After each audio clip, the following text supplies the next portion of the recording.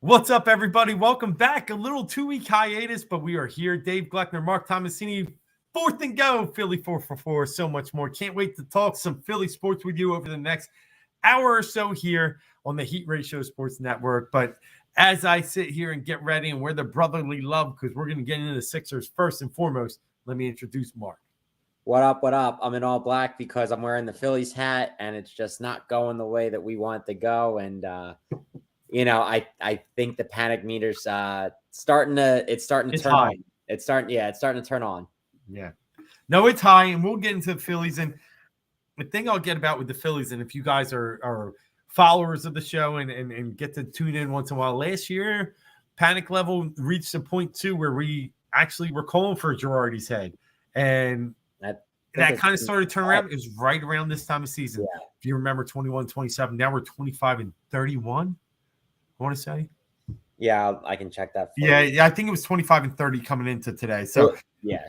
Anyway, we're reaching that 6 game below 500 low point as we did last season at some point. It eventually got to 21-29, actually. But let's talk. 22 and 29, I think, when they fired Girardi. Yeah, and I think they lost their first one out of the gates with Thompson. So I think it got to the 8 game under watermark. But let's talk and open this show up with the Philadelphia 76ers. When we were last on here, I mean, we kind of were fighting that Boston series, and we understood where, it was potentially going to go, even though as fans we knew we wanted a different outcome. And what happened is what happened. And now we're here, and we're in a situation where Doc Rivers got fired. No surprise, he was honestly fighting for his life as the coach, and he didn't get it done. And listen, I'm a guy that thinks coaches need at least 2 years. Well, he got 3, and I'm okay. I'm okay that he got fired. And I also tweeted out at that time, it's not him, right? It wasn't him. And I get it. It wasn't him. Just needs a new voice in that locker room. He didn't lose those games. Actually, I think he coached his best season of the 3 in this year. But it was time for a change. And the change came. And Mark, I got to be honest with you, I'm really happy with who we got. Yeah, I am too. We went from a doc to a nurse, obviously. Yeah, funny, right? Say it, but it was that. Now looking back at it more, he was probably 2 or 3 on my list. I'm telling you, I really was one. Sam Cassell. I wanted them to stay with him. I know what you're going to say. I love Sam. I'm a Florida State guy, and he went there, and I love Sam Cassell. I love the player development. I love the way that he, has gotten the most out of Maxey. I get where you're going. I do think that they need a big voice and a big hire. I just figured somebody who has been close to the players, and I feel like that the players probably respected more than Doc, if anything. I feel like he's a guy who's got, good demeanor, and he's younger and he's fresher. That was the reason why I think he's done a lot, and I think it would have been nice to see him get a shot. But I mean, pretty much Monty Williams and Nick Nurse were the 2 other ones, and then probably Budenholzer behind. Really, what I'm just happy for the most out of everything, and we'll go on the Nick Nurse, but they didn't go D'Antoni, and they didn't say we're doing everything to bring James Harden back. Doesn't mean they're not, but it means that they made a decision now. And as we know, some of us do, that Nick Nurse and Daryl Morey have a history together. So obviously that relationship is in good standing. Yeah. No, they did, especially with the G League and all this stuff that they were able to do together. Here's the thing. I had Keith Pompey at Philadelphia 76ers, we'll say beat writer for the Inquirer, on a show recently. And before the Nick Nurse thing came out, he was leaning Nick Nurse. And the big reason is because Nick Nurse has won everywhere. We start with Grand Valley State, and we start going into the G League, and then go to the Toronto Raptors. He's always won. He's won with less. And especially that's certain in Toronto. There, you can't draw the type of free agency or the talent up there. You have to grow it. And he found ways. He would play zone. He would double Embiid. He'd play his starters full. He'd try and trap and turn things into a track race, right? Or track meet, I should say. He did all the little things that you want to do when you don't have exactly what you need. And he just tried to find ways to be competitive. And he did it in the media. Obviously, that probably annoyed us a little bit with Embiid. But he would try and find ways, and you got to respect that. And now he's here. And out of all the coaches we could have got, yeah, I liked Monty. Don't get me wrong, but Monty was here once. I didn't want Mike D'Antonio because that would have been just acquiescing to Harden and playing the game that probably doesn't fit this team. It's no player development. And then looking at like Budenholzer, I don't know. In the end, I thought Nick Nurse was the trophy, and the trophy coming to Philadelphia is pretty cool. So that's why I'm really a big fan of it. I do know what his shortfalls are, and they talk about this. He plays his starters a ton. I get it, but I'm okay with that. This is what this team is. It's not very deep. Right. I got to roll with who I got, and I got to develop them, and I got to play tricky defenses and really good offenses. Nick Nurse is your guy. Look, if he can't make it work in Embiid, if we're Brett Brown to Doc Rivers to Nick Nurse, and Embiid can't make this happen and get past the second round, well, God damn it, you got to look at the player. You got to look at 21. No, for sure. I'm good, man. I'm really good, and I get where you were with Sam Cassell. I'll say this much about Cassell. I don't know if we'll keep him. I doubt he will. Right. He'll probably bring his own team. I love Sam Cassell. He will be a coach in this league one day. Yep. I'm just not sure it's for a veteran team. I think a young team is more where he's suited to. It's kind of like a Orlando Magic situation where Willie Green, I think, took over there. That seems like I get it. It was just one of those maybe like, this is the time to go fresh, to go young. But again, looking back at it, hindsight, it probably makes more sense to have a veteran guy because you really need somebody to get under Embiid. That's what you need. So, it's definitely, I think it's a good hire. I think, and you were talking about how he plays the starters. He does, but defense is a big thing with him. If you're not putting effort in on defense, he will yank guys. He will to make a point, to get them on the defensive side. So, if they're not doing their end, I mean, and if it's not Harden and say they, bring in a Van Fleet or whatever, you're going to get more defensive production from a pretty good defensive team. And I think you'll have less liabilities and less holes on defense in the hope that, we are able to find offensive replacement for Harden. So here's the question. Is he coming back? And I don't know, here's the thing that I really liked about the next Nurse signing. It wasn't Mike D'Antonio, right? It wasn't someone that said, hey, Harden, we're going to make this all around you. This is your team, right? I get maybe you didn't like Doc's offense. Got it. And, I hated it. So, yeah, I'm not mad at you for not liking it. But, in the end, we're not going to make this all about James Harden, a 33, 34-year-old point guard that has no legs, no lift, and can't finish in the paint. We're going to make this about the team. So you want to be in the team or you want to go to strip clubs in Houston? It's now your call. So I really don't think it's about is Harden coming back from the sense of do we want him back? Because in the end, we got no other choice. Like really, there's no other choice. If we don't bring him back and we can't use that money anywhere. We're stuck against the cap.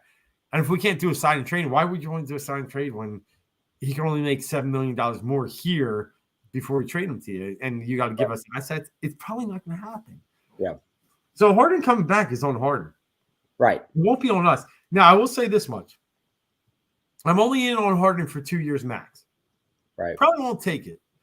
There is no way in this God's green earth that I'm taking that guy for 4 years. There's just no way. It's so funny that at the time, because I was all in on bringing Jimmy back no matter what when Jimmy was here. Obviously, the organization was not in.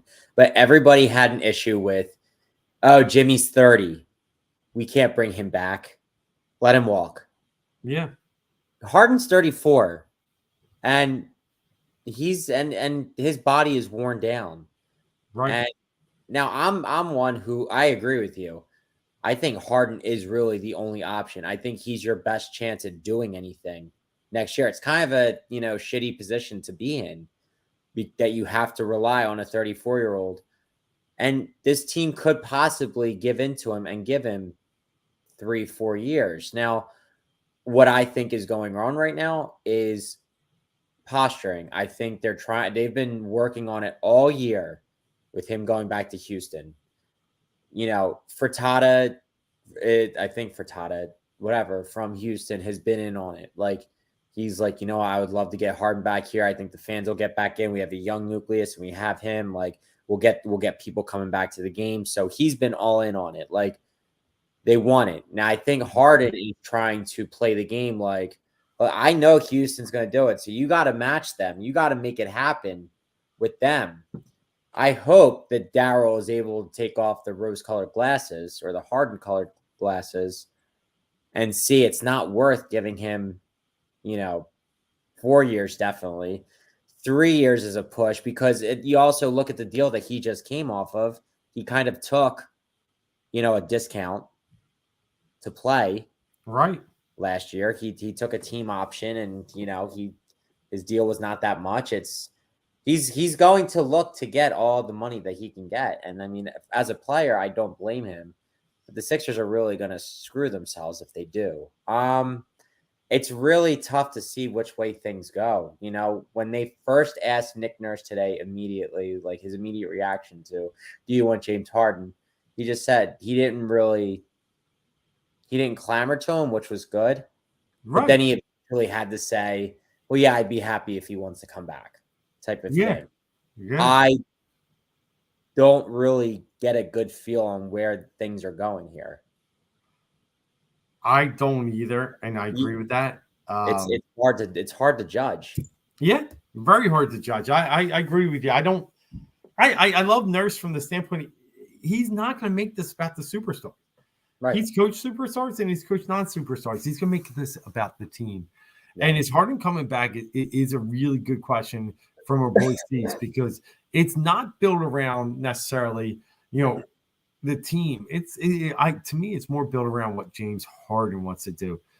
If you want to be the main focal point and really these rumors that came out after we lost and be able to, showcase your skills. His team, it ain't happening here. Right. It's just not, and it shouldn't happen here. Bro, if you want to be that guy, you're going to be on a 14 to 24 win team. Like, I'm just being honest with you. Like, it ain't going to be here because there is nobody in the NBA that's going to make you the focal point on a good team. Yeah. Well, Houston doing maybe. And I would tell you right now that would stunt the growth of Jalen Green, KPJ, Alperen Sengun, and maybe even some of their other young players, especially Jabari Smith. Yeah, exactly. Jabari Smith, the number 1 pick last year, number 2. Yeah. So I don't know. I don't know where I'm at. What I will tell you, I read an interesting article today, Mark, and you could probably appreciate this. If somehow, some way, Harden leaves, someone made the point that it might be better from the Sixers because Paul Reed and Jaden McDaniels can come back. Now, would you take those two back over Harden? I don't know. Probably not in a perfect world. But if that's build your roster out and you're still able to fill something else in, okay. But the point was they both can walk in free agency, and the Sixers have no shot of signing them if they have Harden. Right. The one other option is if they are able to move on from Harden, the way that you can free up space is being able to load off Tobias Harris. Yeah. That would be, again, I think it would be a tough sell for a team to want to do it. If, somebody have to give up some kind of asset for Tobias Harris, but you have now a max contract spot open. Again, there's not really that many players available to go out and get anything. I mean, Daryl Morey can show his worth if he can make something crazy happen, but I just don't know if there's a lot of ammo out there to play with unless he knows of something that we don't. Yeah. No, I'm with you. It's really an interesting, this is one of the most interesting off seasons you'll ever get because fact of the matter is Sixers will not be able to draft any young players for the next 3 to 4 years. Right. The only way they're going to be able to do anything is the Miami Heat method and bring in undrafted free agents and hope that you can develop them. That's it. We've sold our soul to the process. And from that standpoint, we're going to need to make this happen. And if you think Tobias Harris can get you anything, you're wrong. And the only reason I say that is the only teams that can really take on a salary like that are teams that are so far below the cap, like a San Antonio Spurs and an Oklahoma City Thunder. You ain't getting anything back. They're just going to give you some salary relief. So, for me, Tobias Harris is here, and really, he's not even part of the problem. He's so far removed from the problem. But I am very worried that they can build a roster that can compete. And I don't know. I just don't know if this is it. Like, do you even entertain? I'll give you the big question: trading Joel Embiid. Like, I really don't want to. Like, I really, really don't want to. Obviously, I love him as a player. He embodies everything that's the process. I'm not ready for it to be over. I want to try and win. I want to try and make this happen. If Harden leaves, and you really don't have much left going on, then yeah, I think you really look into it and see if somebody's really desperate going to give you the picks. It never works out. I get it. It never works out. When you trade a star, you don't get a star in return. But this will be the time where you can maximize the value that you return back. You're taking 80 cents on the dollar, 75 cents on the dollar. It just kind of is the way it is. Like, it's how it is in the NBA, but and you hope to build around Maxey. You hope you get a mix of draft picks and current players. Yeah. Within Miami, like if you get a hold of a Gabe Vincent or Max Strus, I know I believe they're free agents, but you get a guy or two like that, somebody that can play a wing. And you get a couple of draft picks, even though whatever their draft picks are going to be are not going to be that great. You would have to consider it. You would if he's unhappy and he truly wants to be out of here. I would look into it. Yeah. No, it's going to be this offseason is going to be so interesting. It's going to be probably one of the biggest off seasons we've ever had. But it seems like every single year we're saying that, which is a good thing, irrelevant, but it's also a bad thing because you don't have a way. Like I was like thinking about it but last year was dull. Like there was nothing last year. You didn't have the cap space. Right. You made these few moves with Daniel House, PJ Tucker. That was it. Like that's what I mean. Like I got what you're saying, but last year there wasn't much. I guess I'm more like I guess the stakes every year are always so much bigger because you look at it like obviously Joel comes here, then Ben comes here. Joel and Ben. Gotta move on from Ben. Or not even move on from Ben. You bring in Jimmy. You bring in JJ Redick, you bring in Jimmy, you bring in Tobias, Jimmy goes, you extend Ben, you extend Tobias, then you move on from Ben, you get Harden. Like it just seems like it's a rotating door. Right. And you're just kind of like we're on this ride again. We're hoping that they get a piece or two some way, somehow around Harden and Embiid. I mean, realistically, we gotta hope it's Harden. I know a lot of people want him gone, but he is your absolute best chance, and he is able to help. But not for 4 years. Not for 4 years. No, I agree. I understand, but that's the thing. You might get handcuffed into something like that. It all depends on what management decides to do. They decide to be hard. Look, I'll give. I mean, it's not my money, obviously. 2 years. If you give Harden $50 million each year, because he's going to take up the space anyway. If you give it sucks, but if you give him $50 million a year each year, fine. You're not locked into him when he's untradeable or unusable. Yeah. But I just don't. I think he's gonna. I think he's getting at least 3 years if he comes back here. I really do. Yeah. No, I 3, I guess. Like it's at least it's a shake a hand and a wink deal that was done when he took that. No, but to my point, and to your point, I can't do 4. I only want 2. If you found a way to make that 3rd year somehow a team option, an option or a player out, yes. Yeah. Player option, he's going to be buying it, no doubt about it. But it'll be interesting. I will, I will say this much as we close out on the 76ers talk about a third through the show here. I am having my doubts that we can ever win with Joel Embiid. And then don't say that from the sense of if you brought in some alpha dog, I think, and make him the one, you can win with Joel Embiid. I don't think you can win with Joe, number one. If Tatum drops 51 on you in game 7 and you sit there and get 15, I got problems. I just got a lot of problems. And we can start at the top and go down low, but we can just leave it at that, 51 to 15. And then hugging on the sidelines at the end. And why'd you do that to me today? I just don't know he can be that guy to win the NBA championship for you. And I'm convinced, year whatever it is now, he's not. I love him. I really love him as a player. He's probably my second, third favorite Sixer ever. Like, I got Iverson to Barkley to him. Like, and he's right there with Barkley. Yeah. But I'm fully doubtful now after seeing 6 years of failing in the second round. Or one of them was in the first. Like, I just right. It's just tough. Like, thing is, what you need in this league, and they don't have it, is a perimeter wing. Mm-hmm. A legit perimeter wing. Yeah. They had it real quick with Jimmy, and that was it. Now, but Jimmy would have been the alpha. Right. Especially after if they had re-signed him. Mm-hmm. It would have became Jimmy's team, and Joel would have had to have dealt with it. And in this league, I just don't think you can't do it. I just don't think you cannot do it without wing players. Legit. Yeah. I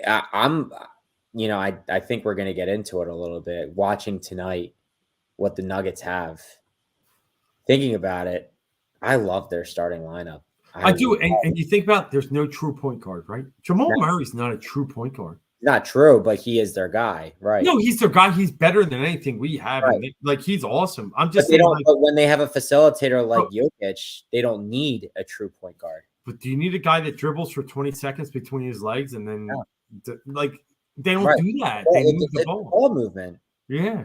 I mean, what they're able to do when Jokic is able to pass the way that he does, it's almost like when Golden State first popped onto the scene and they were always moving.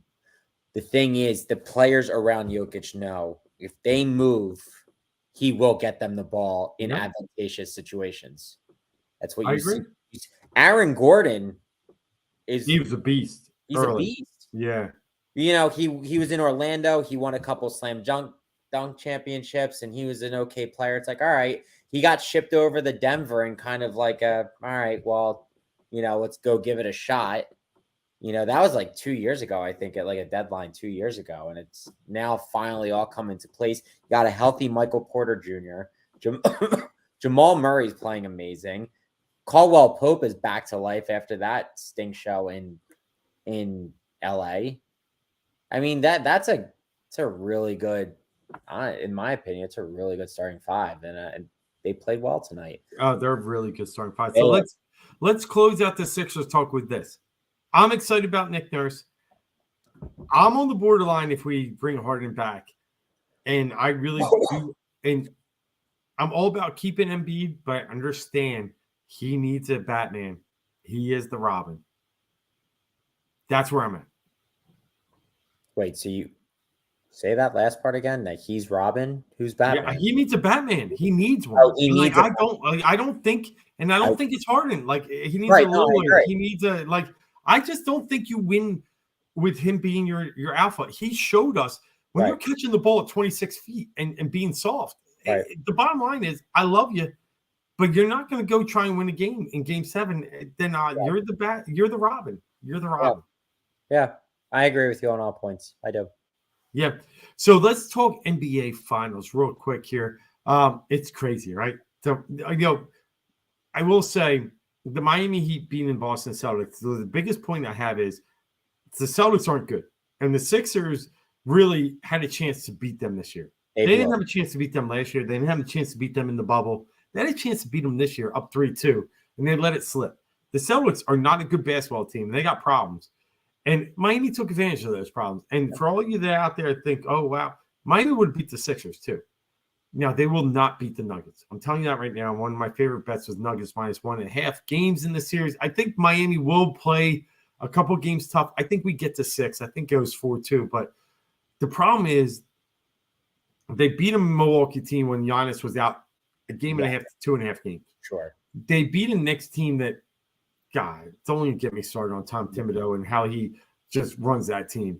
And they beat the Celtics, who were just flawed, and the Sixers should have beat them. Nuggets are really a very well-rounded, as you were just stating. That starting lineup to that bench is so well-rounded, and they spanked Phoenix, and they spanked the Lakers. Yeah. That's a good team, and I think just Miami's going to run up against a buzzsaw. So I got the Nuggets in 6. Yeah, I honestly was thinking 5. I just think I don't blame you. Yeah, I at first was thinking it could be longer, but I think Miami has been on high octane. And you can just see that they were just missing shot after shot after shot, taking so many threes, and they just weren't falling. And I think that what Denver's offense is doing to their defense, they're tiring out. I really feel like Miami's defense is tiring out, and they're not getting enough oomph on the ball when they're shooting. Like your Caleb Martin struggled, Max Drew struggled. Jimmy didn't do much. It just, I think Bam was probably one of their best players tonight. So I really think that the Nuggets are just going to wear out Miami. I think Miami has done everything that they could possibly do.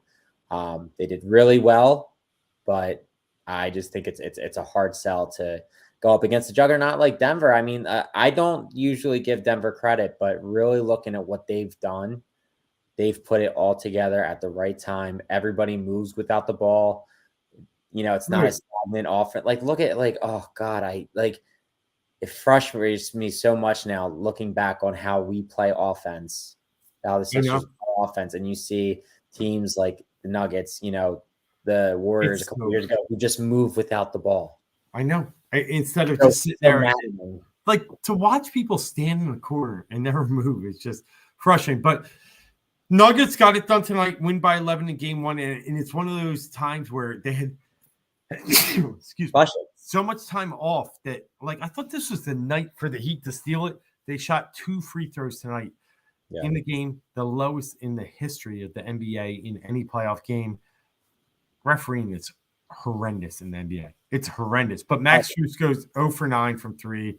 Caleb Martin, I think, shoots 1 for 10 overall. They could have shot better, so I can't blame the rest. But, man, 2 free throws is just that's bad.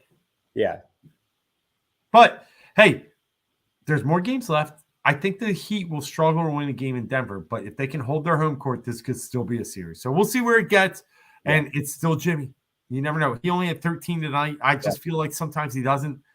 He not takes a night off, but he just sometimes he puts it all together. He finds it within himself and just goes off. But it doesn't take games over sometimes, right?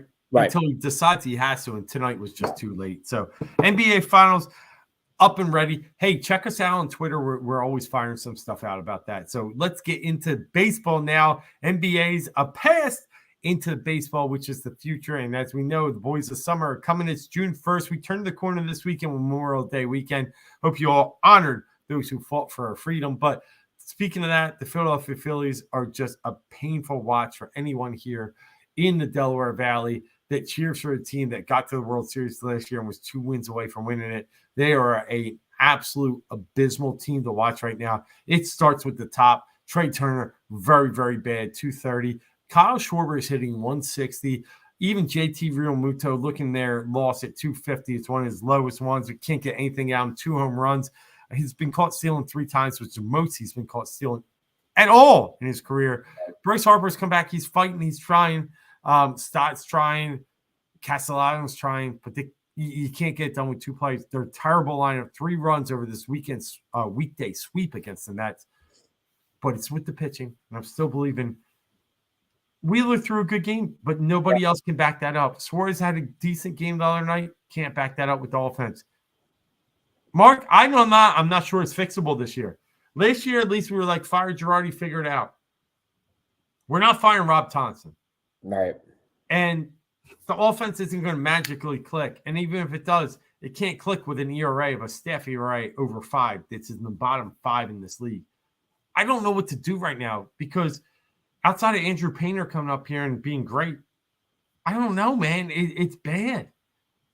It is bad. It's tough. I'm not ready to close the book. I still think they have like another 3 weeks to pull it together because there's just so much season. A lot of the NL is really not that good this year. I mean, they're far back, but they're not terribly behind. They could easily make a run. It's just about seeing what they can do. Can the bats get together? I like. Thing is, like you said, Thompson is not getting fired. And that's not that I agree. Want him to, but like it just seems like he's doing the opposite of what you should be doing. I feel like he's making all the wrong decisions. And I don't know. And everybody's starting to throw out there, like, was it really a fluke last year? Like, did they just kind of ride momentum? Like, it makes you think. It just seems like nobody had like, the team, the managers, nobody really has any idea about what they're supposed to be doing. So really, there's just a lot of questions with very, very, very little answers. Like you said, Wheeler finally had a good game the other night, in Atlanta. And I thought it was encouraging that they split the series with them. But what they did this week in New York, it makes you realize it's not looking good at all. It is not looking good at all. I just don't know where do you fix this? Like if you get a lineup that scores 3 runs in New York, 3 in 3 games, an absolute atrocity of an offensive performance. Like I can't even tell you how bad that was. Kodai Sengai is walking 4 batters per game, and we got 0 off him. We're sitting here fishing at everything. We know he's got this ghost pitch, and we're just fishing. And then we get into Carlos Carrasco has a 6.5 ERA and score 1 run. And then tonight against Max Scherzer, get 2 in the first and get shut out for the next 8 innings. It's an embarrassment that this lineup is coming up here and just being absolute zeros. And look, I blame the pitching. I do. But at some point, this offense has to come through. That's where the money's being paid. Right. Yeah, I agree with you. So how does it fix? It doesn't fix was what I'm saying. I don't see anything. Here, Bohm goes on the DL now. Like, where does this get turned around? The only solace they have is that the National League stinks and they're 3 games in the wild card. But I don't care. This team's not good. It is not a good team. I really don't have any arguments as to what they can go and try and trade for a 5th starter. I mean, that's what you're looking at, like trading for a 5th starter. You have a lot of money invested in Taiwan Walker. Like you don't really have many options pitching. I mean, you're kind of hosed at first base right now. Yeah. With Cody Clemens out there. I mean, Bohm getting hurt, Derek Hall still waiting on him. And I hate to admit it, but like, I think we are missing a lot with Reese. I think it was a bigger loss than anticipated. You'd be wasting so many assets to go and trade for a CJ Cron. So your hands are kind of tired right now. No, they are. Tired. And I don't want to make any moves right now because it's not worth it. And like these players are all paid very high and they're very they've had success in the past. They need to figure it out. Like, I don't care. You can, like, Rob Thompson has some push good buttons. I get it, and we all can get it, but it ain't him. Players play. It ain't him. Yeah. And I'm so frustrated to watch this team. Listen, the Mets stink. They stink. They were barely 500 coming into this series, and now they feel like they're something. They're smelling themselves because we've lost now 7 straight series to that stinking team. Like, have some heart. Show up and play some baseball for once. God, I'm just like, I'm so pissed. Like, it's because it scorns your summer. It sucks up your summer. I won't watch. I'm to that point, like, and I don't want to be that, but you're right. It's scorings the summer, it sucks it up, but I just don't know. My bigger fear is I don't know how it can get better. I don't say it.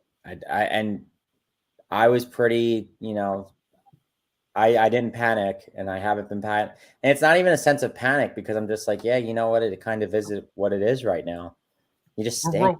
we're rolling Dylan Covey out to Yeah. let up a freaking touchdown in the first inning on Yeah. Sunday Night Baseball. Right. 7 runs in the first inning. And like, it's a joke. We get to watch the Atlanta tee off and just have some fun. By the way, our guy tries to steal a home run and jumps in the fence and gets plowed, Brandon Marsh. And then their guy steals a home run off us, Michael Harris. And like, just everything they do, it's off. And it's, I could live with it for the first month. I was like, okay, they're just getting used to each other. Harper's out. Okay. They're worse when Harper's been here, and it's not his fault. I'm not saying No, that. it's not. No. But it's just, whether guys are either feeling like there's a little less pressure on them because he's there and they're just underperforming or what have you. Who knows what the psyche is? But, because it's like what they had to do last year. They got it together when he wasn't around. But it's bad baseball. Like, JT's stealing with no outs. You're down 2, right, and he gets picked off. You need and then I think it was last night. We got 3-2 count, and Sosa hits a rope to shortstop, and we're running on it, and it's an easy double play with it's such bad baseball. Like the baseball is so. Turner last night, like with a 3-1 count, swinging it, way outside. Bullshit. Yeah. And then ends up hitting, I think, ground ball to end the inning with 2 guys on. So yeah, they had a chance to win each game of that series, and they just let it go. We'll see. I mean, I want to be positive, Dave, and I am a positive person, 99% of the time. But right now with the Philadelphia Phillies, I can't be. So we'll move on to a couple other teams in town. Let's talk Philadelphia Flyers real fast. A lot of, we're doing a little cycle with the Flyers now. And what I kind of like is they're trying to be relevant. Obviously, the NHL lottery was all rigged, and the Chicago Blackhawks somehow get the number 1 pick, and they're going to get Bedard. I guess good on them, but it's bullshit, and we all know it is. But the Philadelphia Flyers made some news this week, and they're going back to their roots. And obviously, with Danny Briere coming on midseason, taking on the more presidential GM role, they're bringing in Keith Jones from the booth of WIP to try and fix the thing. And you know what? I'm good with it. The good thing about Jonesy is he's been doing, national, not only Flyers broadcasts, but national broadcasts for years. And so the good thing about him is he's seen it all. He's seen it all. He knows what it takes to win. It's not like he's just been watching the Flyers night in and night out and has to go the company route. Like he's also been employed by NBC itself, not just NBC Sports Philadelphia. So I really like that he's been able to see everything that's going on. He's a humble guy. He calls it as he sees it. He's been doing his press tour, obviously. He's been on WIP, but he's been on 97.5 as well. And he really just was taking questions from fans. And, because the Flyers have been wanting to be what the Eagles were in the early 2000s, like always hanging around, except guess what? There was no talent here with the Flyers. Like they're devoid of everything.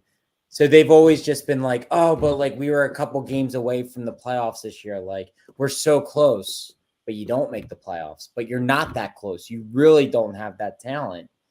They got to strip it down. And they were even, I don't know exactly. I don't know if it came out of Briere's mouth or it came out of Jones's mouth, but it was brought up about if they would trade Carter Hart. And they said, we have to look in all options. Right. And I don't blame them. They have a couple goalies in the system because Carter Hart's been very good. He hasn't been elite, but but it's also tough when his defense is, his defense doesn't really give him much protection. They have a couple guys. They have, is it Fedotenko or from Russia? He wasn't able to play. Yeah. Come over because of the war.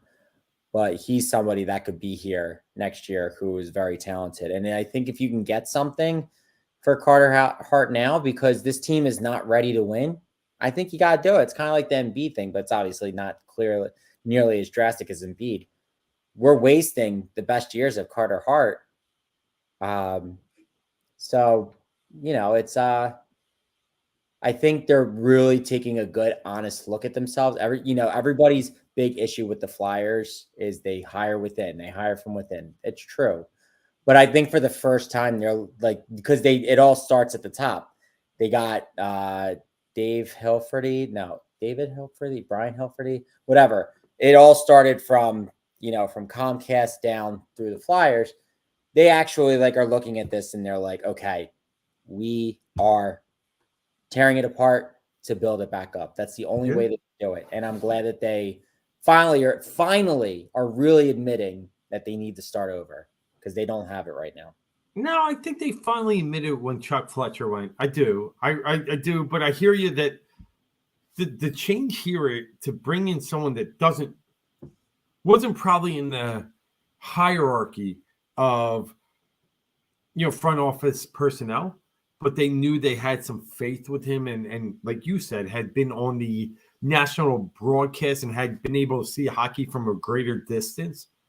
I'm good with it, man. Look, we love Keith Jones. We all do here in the city. But the fact of the matter is we have faith in Keith Jones because he was always like that guy representing Philly outside of Philly. Right. And now he gets to really try and dial it in. And he was on Gargano's show the other day. He's out there doing the reigns, right, and doing the tours. And he's saying the right thing. The one thing we know about Jonesy, he bleeds orange and black. He really does. And he'll do whatever it takes to get this team back into the limelight because here's the thing this year. We're going to the Stanley Cup Finals, and we're watching Vegas and Florida Panthers.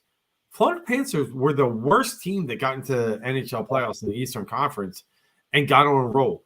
It doesn't take much to turn this team around, at least be into that picture of being on the fringe or even getting into the playoffs. So I'm not saying we're ready to compete for a Stanley Cup, but what I'm saying is we're ready to compete for the playoffs. Yeah. With the roster done right and with the coach in place, and I think Tortorella can do it.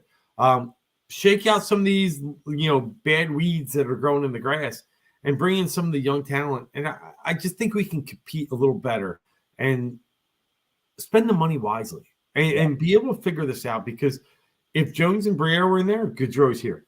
I'm confident. Sure. I'm confident in that. But, he's not, and that's okay. He died with Columbus, who was one of the worst teams in the league. Yep. And now we'll figure this out. I do think we'll figure this out.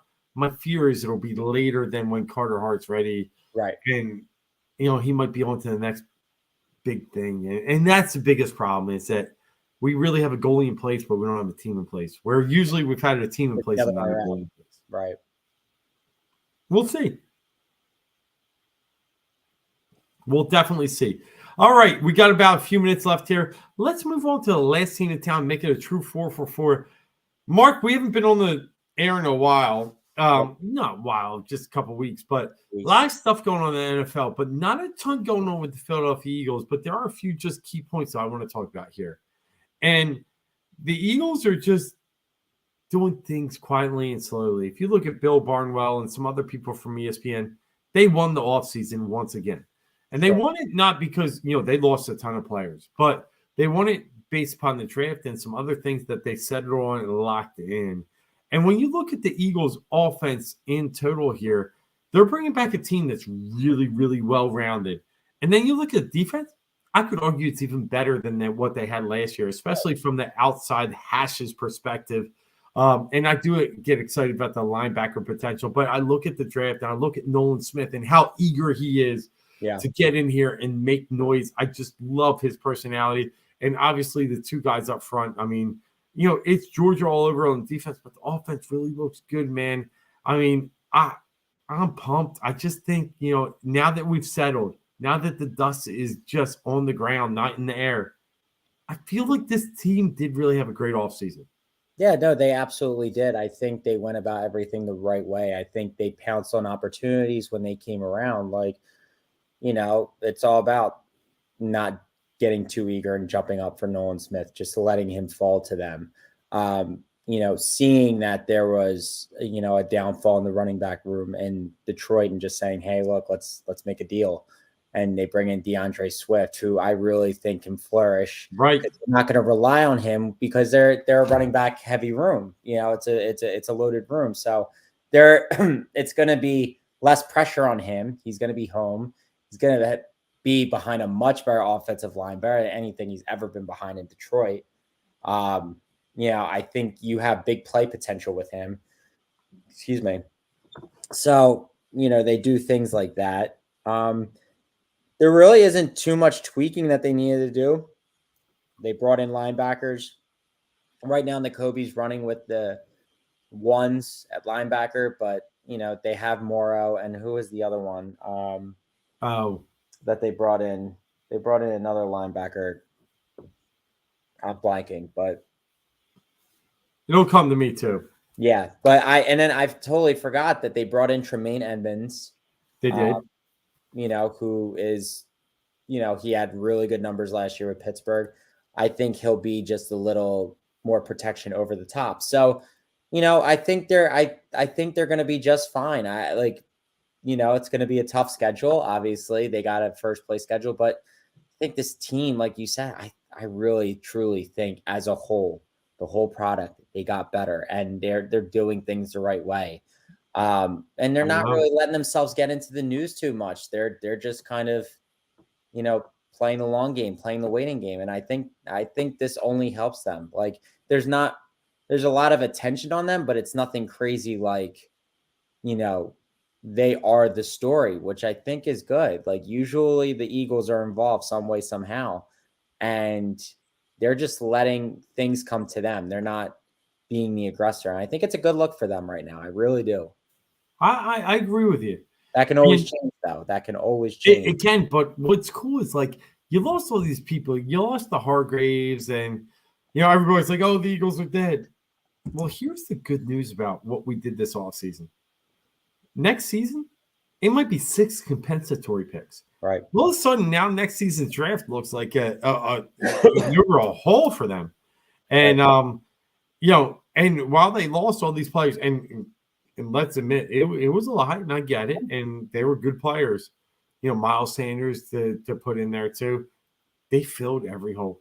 Yep. They filled they filled it, and sometimes they packed it over top of it. Yeah. Like losing Sanders and getting DeAndre Swift, no doubt about it. I'm more of a DeAndre Swift guy. Correct. Some of the pieces that lost in the backfield, we're good. Like we'll be all right in this. Look, we're not going to be 14-3. Right. I don't expect that again. Can we be 11-5 and win the division? Absolutely. This schedule is brutal, but get me to 11-5, win the division, be this iron sharpens iron tough. Yeah, we'll be all right. Yeah, I mean, you look at it. You talk about the replacements, like Jalen Carter for Javon Hargrave. Boom, right there. I think that's a good. I mean, obviously, you're relying on a rookie. If he can be the guy that I'm okay. Georgia, I agree. You got it. You lose Marcus Epps and you get Tremaine Edmonds, for a lot cheaper too. Yep. Like you think about it, they really just did it every which way, and like they got themselves cornerback depth, which I think is really going under the radar. Everyone's focusing on Keely Ringo, which I hope. Like a lot of people think that he can be a starter in this league, so obviously it's a good succession plan. Because Bradbury and Slay are older. So I think that's good. But also I'm telling you, I really like that they went out there and took a flyer on Greedy Williams. Like he's never going to be an elite corner, but he's somebody that, if you have to reach into the pile, like I think they just take flyers at the right time on the right people. Like it hurts them none to do that. So, I just like the way that they really attacked this offseason. There were no real losses. Like the only thing that you can say they've lost so far is right guard, because Sam Marlowe and after he's gone, you do hear Jason Kelsey say he's one of the smartest linemen I've ever played with. Lane Johnson loved how big he was. That's the only thing like that probably is going to be missed a little bit is his size and his smarts and how good he was at his position, and saying he's one of the smartest guys. But I mean, maybe Juergens is the guy, or there's a lot of hype. I don't know if I would say hype, but there's a lot of potential with their second round pick, Steer the last name, or the kid from Alabama, I think. Oh yeah. Yep. Yeah, absolutely. But there's a lot. They're saying that he was a tackle, but he could play. But I think they brought him in to be a guard. He was a tackle, but like what we saw with Dickerson, he Right. was a center, and we've moved him out the guard. He beefed up. So Right. yeah, And he ended up being a Pro Bowl, Yep. Guard. So I mean, I think they're doing everything right now. They just really are. They've done everything. I agree. Well, that gets us to 4. And listen, there's a lot more going on. Obviously, as we get into the summer here, football rules, but there's some good baseball, good basketball, and obviously a little bit of good hockey going on here. So, Mark, you got anything else before we head out of here? No, I just the finals. I knew the Nuggets really dominated most of this game. The score doesn't tell you because they were up 17 for a lot of the game.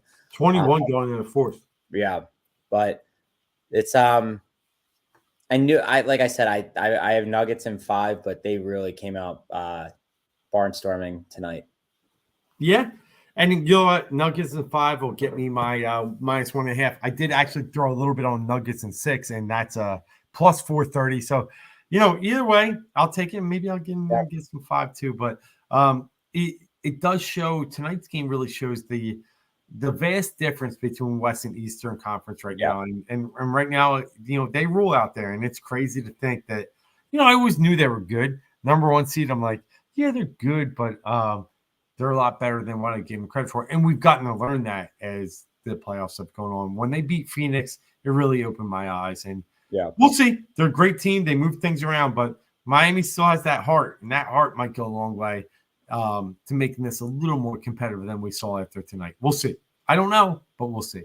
Yeah. But that kind of wraps it up. I mean, let's hope. And I was trying to look at it here on the side here as the Phillies got swept here against the Mets. They come back home, and they got to get this thing started to turn around. They get the Nationals coming up in Washington, where they were very good against them last year. Tigers coming up, and then it's the Dodgers come here, and the Diamondbacks we got to go out to. But with that said, this is the spot. Nationals, Tigers, we got to get back to 500. We got to find a way to creep back up there, give some relief to Rob Thompson and the team, and just let them play a little more free. If we can get that, maybe I'll start to see a leeway in the hole to where we get somewhere to playoff competitive. But right now, Mark, I'm worried. And I think you are a little bit. A little bit. A little bit's okay.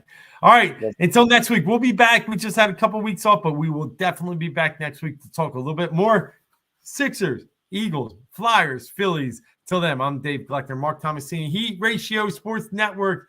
Thanks for tuning in tonight. Thanks, Adam Cease, and all those who made some comments. We'll see you next week.